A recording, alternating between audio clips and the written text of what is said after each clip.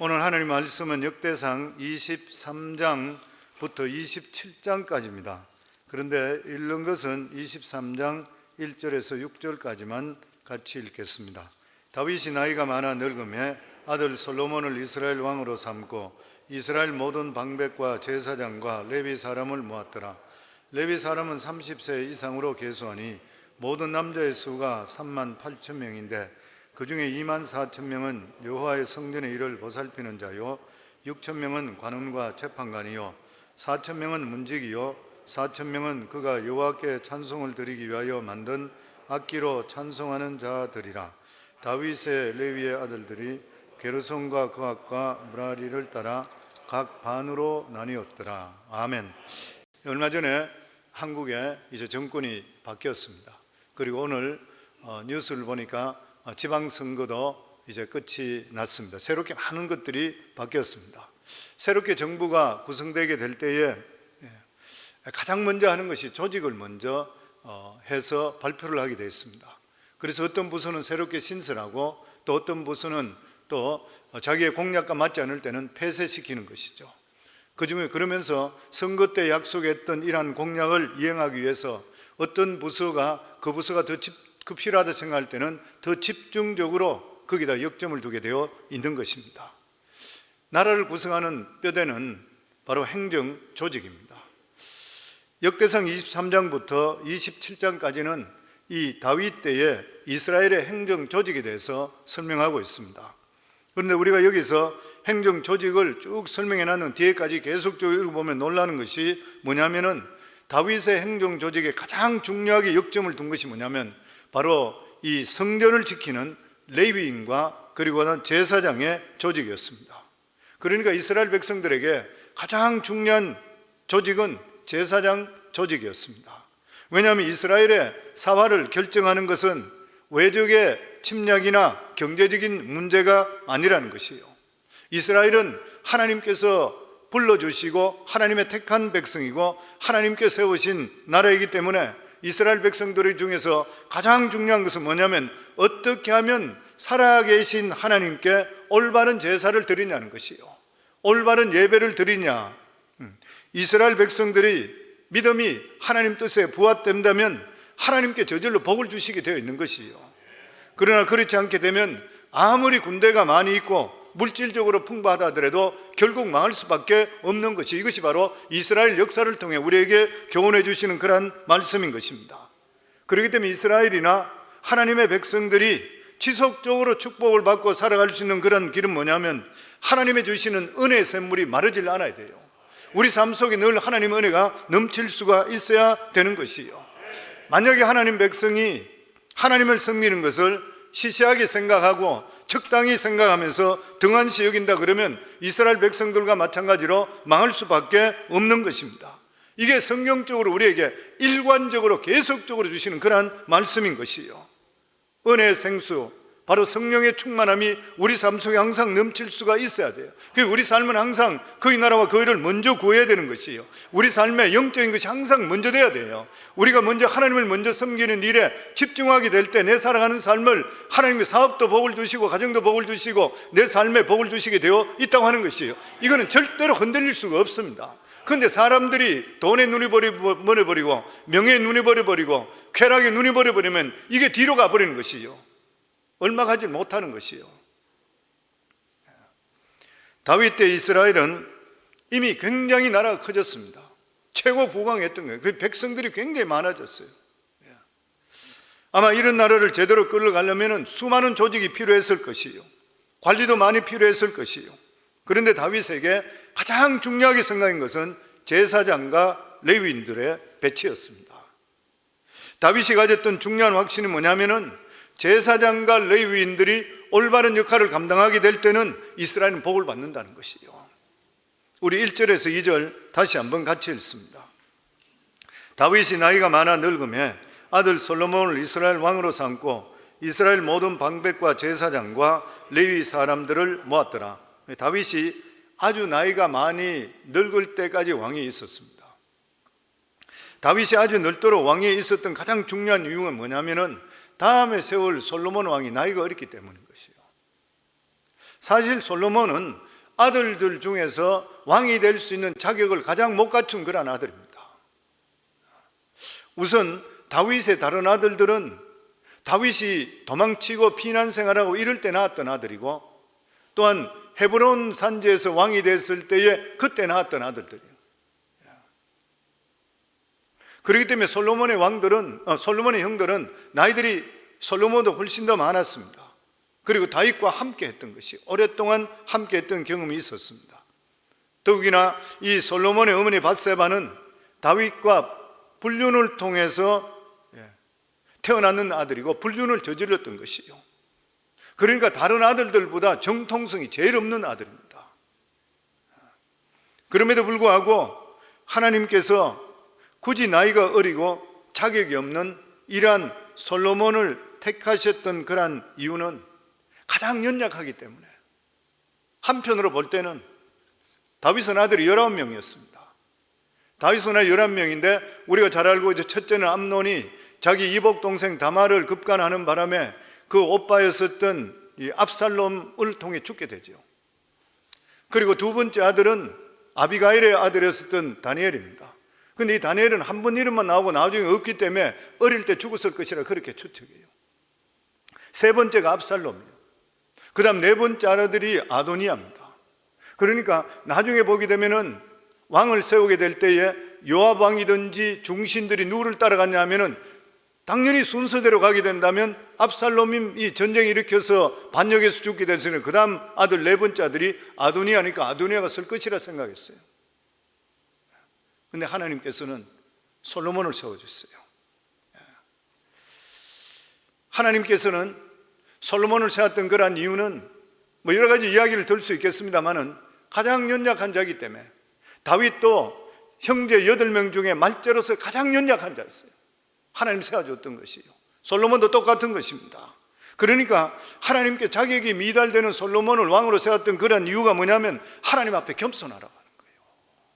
겸손하. 우리에게 좋은 직책을 주시고 그리고 우리에게 부하게 해주시고 어떤 일을 주셨다 그러면 하나님께서 우리들에게 원하시는 건 뭐냐면 하나님 앞에 겸손하라는 거예요. 우리 삶 속에서 하나님의 종들도 마찬가지인 것입니다. 잘나고 실력 있는 사람들은 목회를 자기 생각대로 해요. 그래서 정말 박사학위를 받은 사람들이 목회를 잘하는 사람이 그렇게 많지는 않다 그래요. 왜냐하면 자기 생각을 자꾸 믿기 때문에 그래요. 그래서 하나님께서는 자신의 이 종을 세울 때에 자격이 없는 자를 세워서 하나님만 의지하게 만드는 경우가 많습니다. 지금까지 세계 최대 교회를 세웠던 조영규 목사님 17살 때 폐병 걸려서 쓰러져서 학벌이 고등학교 졸업장도 옳게 가지고 있는 사람이 아니잖아요. 하나님만 의지하기 때문에 하나님 그렇게 하겠어요. 무디 같은 사람, D.L. 무디 전설적인 분이잖아요. 미국에 전 세계적인 부흥사. 그 사람 학벌이 초등학교 5학년밖에 없어요. 초등학교 5학년 때 자기 아버지가 갑자기 돌아가시게 돼서, 그리고 너무 가난하고 가산들을 다 차압당하고 빚쟁이들이 다 가져가 버리고 없었대요. 너무너무 가난하게 살았어요. 학벌이 없었습니다. 그런데 하나님께 간절히 매달리고 그리고 성령 받음을 통해 세상을 뒤집어 놔버리는 거예요. 다윗은 이 점에 보면은 합당한 그러한 사람입니다. 다윗은 자기 자신이 일찌감치 자격이 없다는 것을 깨닫게 되고 그는 하나님만 붙들었습니다. 하나님께서 다윗을 마음의 합탄 자로 했던 그러한 이유가 죄를 지은 때도 불구하고 끝까지 하나님을 붙들었던 사람이에요. 그래서 하나님은 자격이 없는데도 불구하고 큰 일을 감당시키기 위해서 믿음을 주고 연약하게 만들어서 믿음을 주는 경우, 만약에 믿음이 없다 그러면서 종이 된다 그렇게 되면 같으면은 중간에 도정하차하든지 그렇지 않으면 정신병에 걸릴 수도 있습니다. 너무나 압박감 때문에. 사울 같은 사람은 그런 경우잖아요. 사울 같은 사람은 실제적으로 가장 연약한 지파였었죠. 베냐민 지파에서 선택을, 기스의 아들로 태어 베냐민 지파 중에서 가장 연약한 가정에서 선택을 받았습니다. 인물은 걸출한 사람이었지만, 근데 이 베냐민 지파가 얼마나 있었어요? 600명 남자밖에 남지 않고 다른 지파로 공격받아서 다 죽어버렸잖아요. 그게 완전 멸망 직전에 갔던 가장 이스라엘 12지파 중에 가장 연약한 지파예요. 거기서 하나님께 사울을 택했습니다. 그는 열등의식에 시달리고 있다가 나중에 왕으로 인정되고 나서부터는 나라를 자기 것이라 생각했어요. 그러니까 하나님을 불순종하게 되고 결과적으로 하나님의 성신이 그를 떠나버렸다고 그랬잖아요. 성경에 그렇게 나와 있어요. 보면 하나님의 성신이 떠나게 되니까 악신이 들어와서 정신적인 문제가 생겨버리잖아요. 나중에 가서 무당을 찾아가기까지 해버려요. 그러면서 나중에 자기는 하나님께 의지하지 않고 용병을 돈 주고 사고 막 여러 가지 이렇게 하다가 하나님께 버림받게 되고 결과적으로 그는 그 자식들과 함께 멸망해버리고 말았습니다. 그래서 하나님은 밧세바의 아들을 왕으로 세운 것은 자격이 없는 자를 하나님께 세웠는 것이요. 그런데 나중에 솔로몬은 하나님으로부터 엄청스러운 복을 받게 되었지요. 네 복을 지키지 못하고 수많은 외국 공주들을 데리고 와서 우상 숭배를 용납하는 바람에 결과적으로 이 이스라엘을 망하게 했던 그러한 사람, 인생을 실패했던 사람이 솔로몬이에요. 그래서 역설적으로 사도 바울은 연약할 때 믿는 사람은 오히려 강해진다고 그랬어요. 그래서 고린도서 12장 7절에 10절에 보면은 이런 말씀이 있습니다.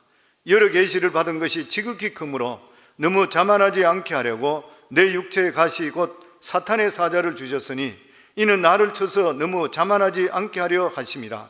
이것이 내게서 떠나가게 하기 위해 내가 3번 주께 간구하였더니 나에게 이르시기를 내 은혜가 내게 족하도다. 이는 내 능력이 약한 데서 온전해짐이라 하신지라. 그러므로 도리어 크게 기뻐함으로 나의 여러 약한 것들에 대하여 자랑하리니 이는 그리스도의 능력이 내게 머물게 하려 함이라. 약할 때 하나님을 보여줬기 때문에 그것을 통해 그리스도의 능력이 내게 머문다는 것이요. 그러므로 내가 그리스도를 위하여 약한 것들과 능력과 궁핍과 박해와 공고를 기뻐하노니 이는 내가 약한 그때에 강함이라. 사도 바울은 자기 몸에 있는 가시가 없어지기 위해서 3번 하나님께 간구 기도했다고 그랬습니다. 그래서 예수님 주신 응답인 것이요.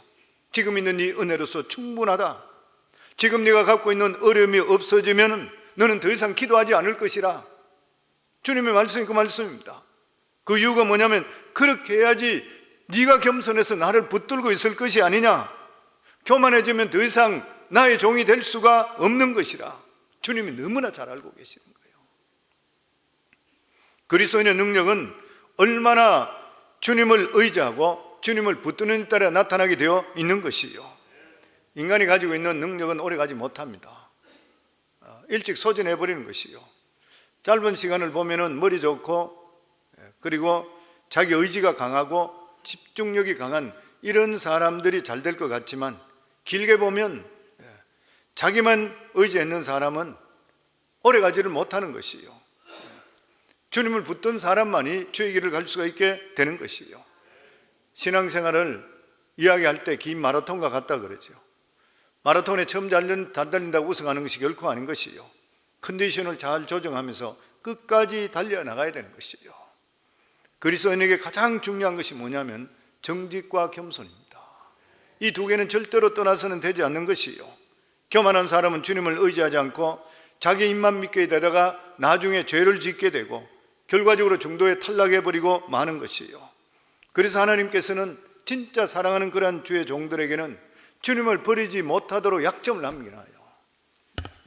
그것이 어떤 사람은 학벌이 될 수도 있습니다. 어떤 사람은 결혼이 실패될 수도 있어요. 또 어떤 사람은 육체적인 건강에 문제가 생길 수도 있어요. 그것이 몸에 새겨진 주님의 말씀이 되어서 내가 혼자 힘으로서는 도저히 할 수가 없고 주님이 나를 건져주시지 않으시면 나는 할 수가 없습니다. 이렇게 주님께 고백하기를 주님께서 원하고 계시는 것이에요. 자기 약점이기 때문에 남들 앞에 잘난 체 할 수도 없어요. 더 성공할 수도 있는데도 불구하고 하지 못해서 불만이 생길 때도 있어요.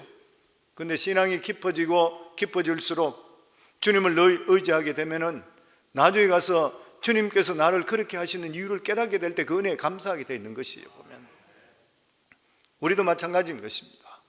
우리가 부족하고 연약해서 하나님께 매달리고 기도하고 울고 그럴 때가 가장 강할 때예요. 그때가 가장 겸비한 마음을 가지고 있을 때인 것이에요. 그리고 앞으로 더욱더 큰 그릇으로 쓰임받았을 때라고 우리가 생각할 수 있기를 주 이름으로 축원합니다. 다윗은 이미 인구들이 수백만이 되었습니다. 굉장히 큰 나라였던 것이에요. 이렇게 큰 나라이기 때문에 복잡한 행정 조직이 필요했을 것이에요. 그런데 다윗은 그렇게 하지 않고 아주 간단한 핵심만 붙들었습니다. 그것이 뭐냐면 하나님께 예배드리는 제사장과 레위인 중심 조직인 것이에요. 다윗은 이것을 아주 중요하게 생각했기 때문에 이 레위인과 제사장에 대해서는 성경에 보면 아주 길게 설명해 놨습니다. 그리고 끝에 가서 아주 간단하게 행정 조직 그리고 군대 조직을 설명해 놨어요. 앞부분 거의 다가 보면은 아주 지루할 정도로 레위인과 제사장에 대한 이야기를 해놨습니다. 우리 3절부터 6절까지입니다. 같이 읽습니다.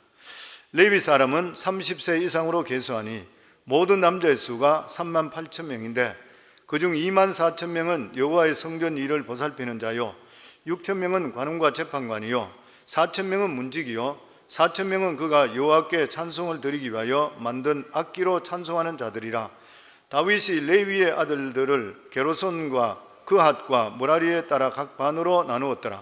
레위인을 숫자를 따질 때 다른 지파 남자들과 틀려서 30세 이상을 계수했습니다. 딴 지파들 계수할 때 20세 이상을 계수하죠. 그런데 레위인을 계수할 때 30세 이상인 것이요. 왜냐하면 레위인은 하나님의 일을 다루어야 되기 때문에 다른 사람들보다 자체적으로 인간적으로 연륜이 더 있어야 되는 것이요. 그래서 예수님께서도 30세가 되었을 때 비로소 공생애가 시작됩니다. 그렇기 때문에 신앙의 연륜이 너무 중요한 것이요. 예수님은 이미 12살 때 성전에 올라가서 율법학자들과 함께 성경 토론을 벌였습니다. 성경 지식이 예수님이 대단하셨던 것이요. 만약에 예수님이 이렇게 대단하다 그러면 10대부터 사회 가면 더 효과적으로 생각할 수 있어요. 근데 하나님께 그렇게 하시질 않았어요. 하나님 일을 하는 데는 어느 정도 나이와 신앙의 경륜이 있어야 되는 것입니다. 특별히 제사장과 레위인은 다른 사람이 지었는 죄를 사는 것을 도와주는 그런 일인 것이에요. 이것은 인간에 대해서 깊은 이해가 필요한 것이에요. 보면 한국의 판사들 세우는 것과 미국이나 영국의 판사 세우는 것 틀리죠. 보면 물론 장단점이 있겠습니다만은 한국에는 갓 사법고시 패스하고 그리고 2년 정도 연수원 끝나고 나서 그러고 나서 바로 임명되죠. 그럼 20대가 될 수 있는 거예요. 물론 20대 돼도 부장판사가 되는 건 아니고 한국은 세 사람이 항상 재판을 하잖아요. 근데 미국이나 영국 같은 데 이런 데는 보면은 법률 그러니까 로스쿨 나오지 않은데도 불구하고 어떤 주에서는 판사가 될 수 있어요. 제가 지난번에 어떤 기록을 읽어보니까 치과 의사인데도 오랜 세월 동안 경륜이 있는데 사람들이 투표해서 그 사람 뽑아줘서 판사가 된 사람이 있더라고요. 미국은 보면 한국하고 좀 시스템이 좀 틀려요. 아마 우리 성도님들도 재판 트래픽 관계나 일로 인해서 가보시면 아시지만 판사들은 나이들이 지긋한 분들이에요. 세상의 경륜을 많이 겪었던 그런 사람들이에요. 목회도 이게 필요한 것 같아요. 보면 다윗은 이스라엘의 하나님의 복을 받고 모든 재앙을 이기고 원수를 물리칠 수 있는 그런 비결이 뭐냐면 바로 3만 8천 명의 레위인이 있다고 믿었습니다. 즉 이 사람들이 하나님 말씀 안에 바로 서서 열정적인 제사를 드리고 하나님 말씀을 붙들고 이스라엘 안에 부흥을 일으키게 된다면 하나님께서 이스라엘 반드시 축복해 주실 것이라 믿었던 것이요. 결국 영적 지도자인 레위인들이 이스라엘의 부흥을 일으킬 수 있는 불꽃의 역할을 했는 것입니다. 오늘도 똑같죠. 목회자와 교회의 중직자들, 교회를 열심히 하는 이런 사람들이 믿음으로 바로 서야지 하늘나라 확장되는 것이에요. 두말할 필요가 없는 일인 것입니다. 교회도 목회자와 그리고 또한 교회의 직분자, 중직자들이 영적으로 똑바로 서가 있을 때는 교회 전체 분위기가 영적으로 바뀌게 됐어요. 그런데 교회 목회자뿐만 아니라 중직자들이 세상적인 사람들이 많이 들어올수록 교회는 세상적으로 빠져버리고 하나님의 성령 불은 꺼져버리는 것이에요. 똑같은 이론인 것이에요. 그런데 여기 보면 레위인들을 어떻게 배치했냐 하면 3만 8천 명 중에 2만 4천 명은 성전에 배치했습니다. 그리고 제사 드린 일을 담당시켰어요. 수많은 사람들이 와서 제사 드리잖아요. 2만 4천 명이나 성전에 배치했습니다. 그리고 6천 명은 관리와 그리고 재판관을 맡겼다고 그랬어요. 이 관리와 재판관은 이스라엘 백성 각 지파에 흩어져서 하나님 말씀을 가르치고 상담하는 그런 일을 했던 것이요. 왜냐하면 이스라엘 백성들이 죄에 대해서 제사 지내는 것도 중요하지만 더 중요한 것은 말씀을 올바르게 가르쳐야지 죄에 대해서 거부하고 죄를 예방할 수 있기 때문인 것이요. 그리고 나머지 8천 명에 대해서는 성전의 문지기로 4천 명을 세웠습니다.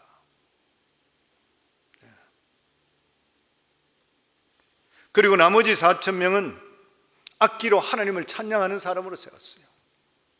성전 문지기가 4천 명이나 되고 찬양대가 4천 명이나 되고 3만 8천 명 중에서 여기서 우리가 보면 성전 문지기가 굉장히 많아 보이는 것이에요. 그런데 그 이유가 뭐냐면 성전에는 함부로 사람이 들어와서 절대 안 돼요. 이방인이든지 잘못된 사람이 결코 들어와서 안 되는 것이에요. 왜 그런 것입니까? 성전은 거룩함을 지킬 수가 있어야 됩니다. 그래서 이렇게 지키고 있는 성전 문지기가 얼마나 멋있어 보였던지 다윗은 자기가 왕궁에 있는 것보다 성전 문지기로 있는 것에 더 좋다고 시를 지었어요. 시편 84편 10절에 보면 주의 궁정에서 한 날이 다른 곳의 첫날보다 나은즉 악인의 장막에 사는 것보다 내 하나님의 성전 문지기로 있는 것이 좋사오니. 아멘. 성도님, 교회에서 차량 안내, 차량 운행, 그리고 예배위원, 그리고 교회 청소, 관리, 숨어서 보이지 않는 곳에서 성전을 위해서 봉사하고 헌신하는 것 얼마나 중요한지 몰라요. 이게 정말 사람들은 보지 않지 하나님 다 알고 계시잖아요. 남들한테 드러내려고 하는 거, 이런 것들은 점수를 까이는 것이에요. 보든 보지 않든 간에 내 할 일을 열심히 충실히 하나님 성전을 위해서 일할 수 있는 것 얼마나 귀한 일인지 모르는 것이에요. 보면 그렇게 헌신하는 분들, 복받지 않은 사람 누가 있어요? 보면 결과적으로 이스라엘이 어떻게 망했어요? 이스라엘 성전에 망했던 그런 이유, 망하고 성전이 불탔던 그런 이유가 뭐냐면 성전을 지키지 못했기 때문에 그래요. 나중에 성전에 우상이 들어와 성전 안에다 우상을 세워놨어요. 하나님의 기물을 전부 쌓아두는 그런 창고에다가 우상 숭배하는 물질 같은 걸 갖다 쌓아놔버렸어요. 엉망진창 만들어놔. 왜냐하면 성전을 지키지 못했는 거예요. 세상의 귀족들, 유명한 사람들, 세상 사람들, 이런 사람들이 올 때에 올바르지 못한 사람을 막아내지 못했는 거예요. 유명하다 해도 그냥 버려뒀던 거죠. 그냥 적당히 오도록 뒀던 거죠. 세속적인 것이 들어온데도 불구하고 그냥 괜찮은 사람, 돈 많은 사람, 유명한 사람 눈 감아버렸어요. 결과적으로 이것이 이스라엘 전체의 문제가 돼서 성전이 불타버리고 말았습니다. 하나님이 진노했던 것이죠. 오늘날도 성전을 지키는 것은 너무나 중요한 것이에요. 절대로 세상 교회로 들어와서는 안 돼요. 그리고 교회가 절대로 세소가 돼서 안 돼요. 하나님의 성전은 거룩을 지킬 수가 있어야 되는 것입니다. 누구든지 하나님의 은혜를 사모하고 그리고 회개하는 자는 하나님 성전에 들어와서 기도할 수 있도록 해줘야 되는 것이고, 성전을 더럽힐 수 있는 것, 장사하는 것들 뿐만 아니라 세속적인 것들 자꾸 가지고 들어오려고 하는 이런 것들은 막아줘야 돼요. 그렇지 않으면 이 성전이 세속적으로 바뀌게 되면 하나님의 성령이 역사하지 않게 되는 것이에요. 그래서 예수님께서는 성전에 장사하는 자들을 채찍 노끈으로 만들어서 채찍으로 쳤습니다. 하나님의 성전은 기도하는 장소인데 이 강도의 굴혈로 만든다 그랬던 것이에요. 그만큼 우리 성전은 우리 자신들 자체가 우리 자신도 거룩하게 하고 이런 것들에 대해서 막을 수가 있어야 되는 것이고, 무엇보다도 영적으로 혼탁하지 않도록 우리가 기도가 계속적으로 있어야 되는 것이에요. 보면 그리고 23장 7절부터는 레위인의 족보가 나옵니다. 이스라엘의 레위인들은 반드시 세 집안 중에 하나의 후손이죠. 게르손과 고핫과 무라리라고 그랬습니다. 레위의 세 아들입니다. 게르손, 고핫, 무라리. 이렇게 하신 것은 하나님께 제사장은 반드시 제사장 집에서 어렸을 때부터 신앙 훈련을 받게 했던 것이에요. 저는 이 말씀을 보면서 느끼는 게 뭐냐면은 참 이게 귀하구나. 왜 귀하냐면은 어릴 때부터 제사장 집안에서 믿음의 집에 훈련을 받는 것이에요. 그러니까 훈련을 어릴 때부터 훈련을 받게 돼 죄에 대해서 다른 아이보다 민감해지는 것이에요. 이 모태신앙이 진짜 중요합니다. 성경을 보면 볼수록 느끼는 게 그거예요. 모태신앙이 참 중요해요. 왜냐하면 모태신앙으로 있던 사람은 그래도 옆길로 가지 않고 신앙만 지키고 있는 사람이라 그러면은 나쁜 길로 잘 안 빠져요, 보면. 그 모태신앙이 정말 중요한 것이에요, 보면. 다른 아이들보다는 영적으로 훨씬 더 민감하게 훈련돼서 준비시키는 것이에요. 근데 레위인 중에서도 가장 중요한 사람은 역시 제사장입니다. 제사장은 모든 레위인이 다 할 수 있는 것이 아니라 아론의 후손만 될 수 있게 했습니다. 그러니까 레위의 아들이 세 아들이죠. 게르손과 그핫과 무라리예요. 근데 그 중에서 아론은 그핫 자손입니다. 이 그핫이 아브라함을 낳았죠. 아브라함이 요게벳과 결혼했던 거예요. 그러고 나서 거기에 낳았던 첫 번째 아들이, 큰 아들이 아론이잖아요. 그리고 둘째 아들이 모세잖아요. 그러니까 이게 여기서 보면은 아론은 이 레위가 할아버지가 되는 거예요. 정조 할아버지가 되는 거예요. 근데 왜 하나님께서 아론만을 통해서 제사장으로 세웠을 것일까? 확실한 건 알 수 없지만 주경학자들이 일반적으로 이야기할 때는 아론이 모세보다 허물이 더 많았기 때문에 하나님을 더 의지할 수밖에 없었을 것이라 그렇게 생각해요. 하나님께서는 크게 쓰는 사람은 허물이 없는 사람을 쓰는 것이 아니라 연약한 사람을 더 들어요. 성경적으로 볼 때는. 제사장으로 세웠다고 해서 죄가 없어지는 건 결코 아닌 것이죠. 제사장도 죄인이기 때문에 제사장의 역할을 하기 위해서는 하나님께서 반드시 제사장 옷을 입혔습니다. 제사장의 옷을 입히는 것이 뭐냐면 입음을 통해서 허물을 가려주시기 위해서인 것이요. 하나님께서 제사장으로 세운 것은 죄인을 돕기 위해서인 것이요. 그 죄인을 돕게 하기 위해서는 죄인에 대해서 이해를 할 수가 있어야 되는 것입니다. 그래서 제사장은 짐승을 가져오고 그리고 짐승을 칼로 쳐서 이제 번제지기 위해서 목을 치고 이렇게 할 때에 그때에 이 사람 데려왔는 사람은 자기 죄가 이 짐승에게 옮겨지기 때문에 자기의 죄를 애통하면서 회개하는 것이에요. 이럴 때 제사장도 같은 마음을 가져야 된대요. 그런 마음을 가질 수가 있어야 되는 것이에요, 보면. 그래서 목회자는 성도들의 아픔을 같이 할 수 있어야 돼요. 그렇지 않고 자꾸만 야단치는 그런 경우가 있어요. 병원에도 가보면 의사들 중에 야단치는 그런 의사 있습니다. 물론 안타까워서 야단치는 것도 있겠지만 말을 듣지 않는다고 야단치는 그런 경우도 있어요. 결과적으로 야단을 쳐더라도 사랑으로 야단을 쳐야 되는 것이에요, 보면. 목회자도 똑같다 생각해요, 이걸 볼 때는. 그리고 24장에는 아론의 자손 제사장에 대한 설명이 나오는데 아론에게 네 아들이 있었습니다. 나답과 아비후와 엘라살과 이다말입니다. 나답과 아비후는 반드시 제단 숯불을 통해서 불을 붙여야 되는데도 불구하고 다른 불을 사용했다가 하나님 쳐서서 즉사해 버렸습니다. 아무리 제사장이라 한다 하더라도 하나님 말씀대로 하지 않게 되면 즉사하는 것이요. 그래서 대제사장도 지성소에 들어갈 때 죽을 수 있기 때문에 언제든지 자기 자신을 정결하게 해야 되고 그리고 들어갈 때 허리에 끈을 묶고 방울을 다는 것이잖아요. 그래서 지성소 안에는 아무나 못 들어가고 대제사장 한참만 1년에 한 번 들어가기 때문에 바깥에서 다른 제사장들이 기다리고 있다가 방울 소리가 안 나면은 죽었다고 생각해서 줄을 끌어당겨 아무 들어가질 못하고. 그만큼 제사장은 예배를 드리거나 기도할 때에 하나님의 임재를 더 두렵게 생각해야 돼요. 엘리 제사장의 두 아들 홈니와 비느하스는 그렇게 하지 않고 성전에서 못된 짓 했어요. 하나님이 계신데 어떻게 그렇게 못된 짓을 했는지. 결과적으로 이것을 아버지가 보고 그냥 둠을 통해 집안이 폐가망신해 버렸습니다. 그리고 25장에는 이스라엘의 찬양대를 소개하고 있습니다. 이스라엘의 찬양대 역시 레위의 세 아들인 게르손과 그핫과 무라리의 자손 중에서 탁월한 찬양 지도자가 나오겠어요.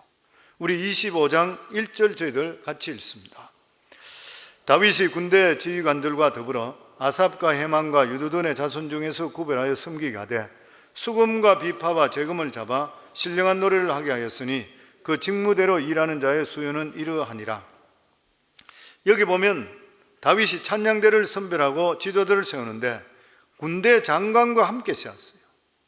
여기 보면 다윗이 군대 지휘관들과 더불어 아삽, 헤만, 여두둔의 자손 중에 구별하여 섬기되, 다른 말로 이야기하면 찬양대는 영적인 군대입니다. 영적 군대인 것이요, 찬양대는 손에 칼이나 창이나 방패를 들지 않고 하나님 앞에 찬양으로 나가는 군대예요. 아멘. 그래서 찬양하는 사람은 영적인 훈련이 훨씬 더 필요합니다. 악한 것이 틈타기 때문에 그래요. 우리가 잘 알고 있듯이 항상 이야기대로 사탄이 제일 먼저 틈타는 데가 교회 찬양대 아니면 여성교회라 그러잖아요. 이 두 군데가 제일 문제가 많을 수 있거든요. 여자분들 조심해야 되잖아요. 그리고 찬양대들 하나님 찬양하는 것, 사탄이 제일 싫어하는 것이에요, 보면. 그래서 찬양대원들은 함부로 세우면 안 돼요. 영적인 상태를 분명히 봐야 돼요. 이들이 이렇게 영적 훈련이 필요한 이유가 뭐냐면 하나님 앞에 가장 먼저 나가잖아요, 보면. 군대에서도 보면 가장 먼저 진격하는 분대가 최정예 부대인 것이요, 교회 최정예 부대가 어디냐면 찬양대입니다. 찬양하는 사람, 찬양팀들 최정예, 그게 합당한 복을 받지만 그만큼 자기가 준비해야 돼요. 예배 드린다고 하는 것은 우리가 하나님 앞에 진격해 나가는 것과 똑같다고 어떤 분은 표현했어요, 보면. 우리가 하나님을 감동케 하기 위해서 마음을 움직이려고 그러면 찬양대를 통해 만문을 열 수 있어야 돼요. 그러면 성도들 마음도 물고 열리고, 하나님도 이스라엘의 찬송 속에 거하신다 그랬으니까 찬송을 통해 하나님께 영광 돌릴 수가 있어야 되는 것이에요. 그래서 찬양 인도자는 레위인의 세 족속 중에 가장 훈련이 잘 되고 영성이 있는 세 사람을 세웠습니다. 신앙은, 찬양은 단순히 음악감을 가지고 있는 것이 아니라 음악과 신앙이 같이 가야 돼요. 찬양 사역자들도 마찬가지인 것이고 찬양하는 사람들도 마찬가지입니다. 그냥 아무 준비 없이 왔다가 찬양만 하고 끝나는 것이 아니라 기도로 준비하고 말씀으로 준비하고 영적으로 준비해야 돼요. 그럼 찬양 소리가 들려져요. 다윗의 찬양 인도자 세 사람이 아삽과 헤만과 유두둔인데 이들에게 아들들을 많이 두었습니다. 그리고 이 아들들 모두 다가 연주자가 되고 그리고 찬양대가 되었어요. 우리 2절부터 25장 2절부터 5절까지 같이 읽습니다.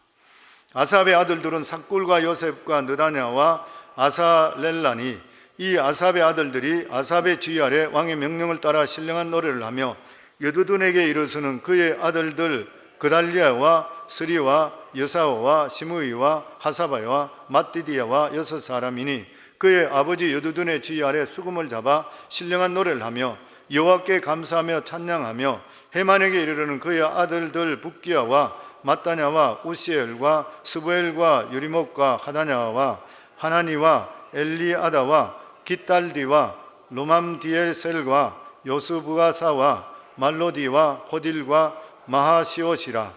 이는 다 헤만의 아들들이니 나팔을 부는 자들이며 헤만은 하나님 말씀을 가진 왕의 선견자라. 하나님이 헤만에게 14아들과 3딸을 주었더라. 여기 보면 찬양 인도자들의 아들이 모두 다 아버지의 뒤를 이어서 찬양 인도자가 되었습니다. 계승을 했는 것이요. 한평생 그 길을 가는 것이에요. 찬양 인도자. 이 사람들에게 이것이 자기들에게 너무나도 큰 축복이었습니다. 왜냐하면 모든 레위인 중에서 가장 정예 부대이기 때문에. 그리고 나서 26절에는 이 성전 문지기의 족보가 나옵니다. 사람들이 생각할 때 성전 문지기라 그러면 시시하게 생각하기 쉬운데 결코 그런 것이 아닌 것이에요. 다윗이 문지기를 뽑을 때 시시한 사람 뽑은 것이 아니라 레위 지파 중에서 최정의 사람들을 뽑았습니다. 그래서 찬양 대장인 아삽의 아들 중에서 고레의 아들 중에 문지기가 되고, 다윗은 자기 집에서 하나님의 언약궤를 지켰던 오벳 에돔의 자식들을 문지기로 시켰습니다. 우리 에벳 오뎀 잘 알고 있잖아요. 오벳 에돔은 다윗이 언약궤를 예루살렘으로 옮겨가다 실패했을 때 딴 사람들이 겁이 나서 아무도 가져가지 못했지만 이 에벳 오뎀은 하나님을 사랑하고 기원한 마음으로 인해서 그 언약궤를 자기 집에 모셨어요. 3개월밖에 안 모셨어요. 그런데 얼마나 복을 받은지 몰라. 다른 사람은 하나님 교회가 들어오면 죽는다 겁이 나서 벌벌 떨었는데 이 사람들은 그렇지를 않았던 것이요. 이 에벳 오돔 집에 있을 때 전혀 재앙이 일어나지 않고 오히려 큰 복을 받았던 것이요. 왜냐하면 하나님은 축복의 하나님이십니다. 우리가 하나님을 잘못 모시려고 하니까 문제가 되는 것이지, 실제로 하나님을 가까이 하고 하나님 말씀대로 하게 될 때는 하나님은 복의 하나님이기 때문에 복의 복을 다 받게 되어 있어요, 보면. 그래서 우리가 예배를 드려도 바로 드려야 되는 것이고 하나님을 모시더라도 바로 모셔야 되는 것이에요, 보면. 그리고 나서 27장부터에는 16절부터 보면 이 이스라엘의 행정 책임자 이름이 나옵니다. 제일 뒤에 나옵니다. 행정 책임자들은 다른 나라에서 볼 때는 이 사람들이 가장 중요한 사람들이에요.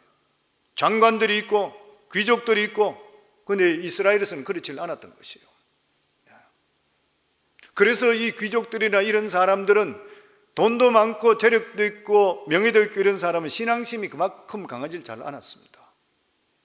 이 사람들이 다윗을 별로 안 좋아했어요. 다른 나라 왕들이라 그러면은 능력 있고 이런 사람을 손을 잡고 임금이 같이 나라를 다스리잖아요. 그런데 다윗은 제사장과 다 손을 잡아요. 레위인과 손을 잡았던 것이에요. 그러니까 항상 이 사람들의 관계가 안 좋았던, 이 신학자들이 그렇게 얘기해요. 다윗 왕 때는 귀족들에는 이런 모든 사람들이 다윗이 워낙 하나님의 능력이 임하고 하나님께 함께 하시기 때문에 숨을 죽이고 있었지만 항상 다윗에 불만이 있었다 그래요. 사울 같은 사람을 좋아했대. 인정해주고 그리고 적당히 인간적으로 이끌고 이런 걸 좋아했다 그래요. 그래서 다윗이 강하게 부흥이 일어날 때는 지방 장관이든지 딴 귀족들이 꼼짝 못하고 그냥 따라왔습니다. 그런데 다윗의 자손들 중에서 하나님 말씀대로 순종하지 않고 세상 방법대로 따라갈 때 이들이 결국 반역을 일으키는 것이에요. 교회도 똑같습니다. 교회도 영적으로 충만하게 되면 악한 영들이 사람들에게 그렇게 시험을 많이 못해요. 잠재대에 숨어 있어요. 그런데 교회 영적으로 충만하지 못하고 목회자가 충만하지 못하고 교회 중직자들이 믿음으로 바로 서지 못하고 이러면은 어느 순간에 분란이 순순간에 일어납니다. 결국 솔로몬 후기에 우상 숭배한 산을 말씀을 떠나게 될 때에 아들 로보암 때에 북쪽 지파 연날 10지파가 나라를 떼서 갈라져 버리고 말았잖아요. 너무나 잘 아는 사실입니다. 결국 하나님 말씀만이 이스라엘 하나로 만들 수 있게 되는 것이요, 하나님 나라는 힘으로 욱박지른다고 되는 것이 아닌 것이요, 하나님 말씀이 바로 증거되고 그리고 기도가 살아있게 될 때는 하나 되게 되는 것이요, 그렇지 않게 될 때는 아무리 이렇게 저렇게 하라 한다 하더라도 인간적으로 하는 거 될 수가 없는 것입니다. 이스라엘도 나라이기 때문에 군대 조직도 있어야 되고 행력 조직도 필요해요. 그렇지만 이스라엘의 가장 중요한 게 뭐냐면 예배를 바로 드리는 것이에요. 이게 우리에게 똑같습니다. 성도님들, 저희들 살아가는 삶에도 사업도 하셔야 되고 뭐 직장도 좋은 직장 가셔야 되고 얼마든지 하셔야 돼요. 그렇지만 항상 중심에는 하나님 앞에 바로 서셔야 돼요. 그리고 예배 중심적으로 살아가셔야 돼요. 그러면 하나님께 딴 걸 막아주시게 돼 있어요. 하나님께서 우리 삶 속에 불담이 되어 주시어서 보호막을 쳐주기 때문에 악한 것들이 들어오지 않게 되는 것이에요. 이게 신앙인들의 원리인 것이, 신앙생활의 원리인 것이에요. 그래서 항상 말씀드리는 것이 항상 예배 중심적으로 살아라, 신앙 중심적으로 살아라, 기도 중심으로 살아라. 신앙은 절대 편하게 하는 것이 아니에요. 편한 순간부터 무너지기 시작해요. 보호막이 없어지기 시작하는 것이에요. 내 몸은 편할지 모르지만 영적으로는 죽어가기 시작하고 하나님의 능력이 우리가 떠나버리는 것이에요. 너무나도 자명한 그런 일인 것입니다. 우리 모두 다도 예수 그리스도로 말미암아 하나님의 백성이 되었습니다. 우리도 하나님 백성 되었기 때문에 이 원리로만 살아가게 된다면 반드시 성공하게 되어 있고 승리하게 되어 있는 것이에요. 저와 여러분 모든 분들 모두 다가 오늘 주시는 이 말씀을 우리 만판에 새겨서 저희 모두 다도 승리할 수 있기를 주의 이름으로 축원합니다.